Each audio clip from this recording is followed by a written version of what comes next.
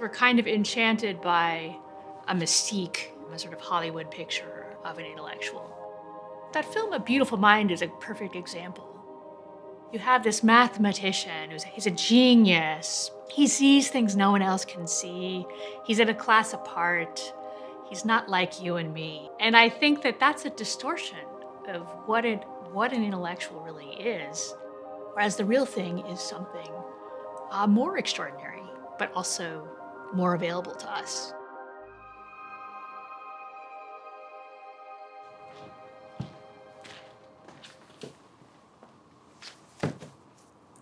Hi, I'm Zena Hitz. I'm a college professor. I teach at St. John's College in Annapolis, and the title of my book is Lost in Thought: The Hidden Pleasures of an Intellectual Life. I was a very successful academic for a time, looked to be at the beginning of a very accomplished career, and it felt somehow off to me. I had a kind of early midlife crisis, quit the profession entirely, and lived in a monastery, a Catholic religious community. I wanted to figure out what intellectual life really was. What is this practice of reading and studying and thinking? Aristotle is a philosopher who I've studied a lot and spent some time with. He thought there was a danger of our lives becoming totally focused on these telic activities, these acting as a means to an end. And the way he puts it is, work is for the sake of leisure, not the other way around. We have a tendency to get locked into this mode where we're acting for the sake of something else without ever getting to something else. So part of what my work is trying to do is to ask people to reflect on what the something else is. What's the thing that all of your busyness and all your activity is really for? What are the moments that really matter to you, where you feel like this is the point, this is why I'm doing what I'm doing? Without those things, our lives, I think, are pointless.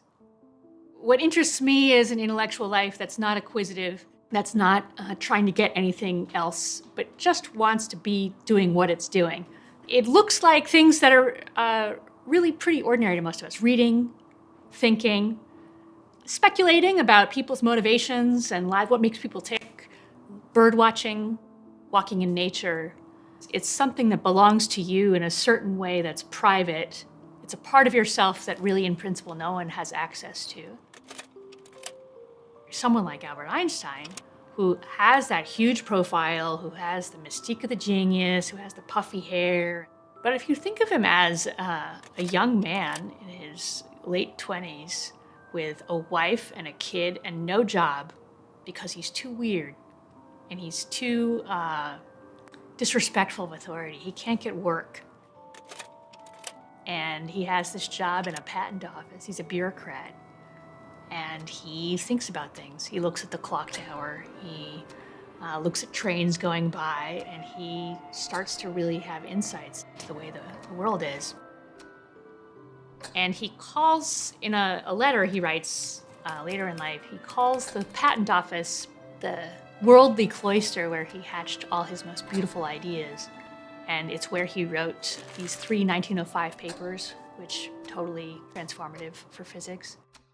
Despite being denied a place in the world that he aspired to, he was able to find this space where he could be who he was and think about what he wanted to. For some time, we haven't been accustomed to thinking that way about learning or about intellectual life, that it's something which has to do with the attitude of the individual to what they're doing, and not somehow that person's social standing, that person's wealth, that person's race, that person's gender, that person's whatever it is. It's something much more basic than that. It's a strange thing. It's a little counterintuitive. We think of being human as being a kind of biological fact given to us from birth, but it is something which has the capacity to grow. We can always become more human. So there's in fact a wealth of intellectual activity that's going on all around us in very ordinary places.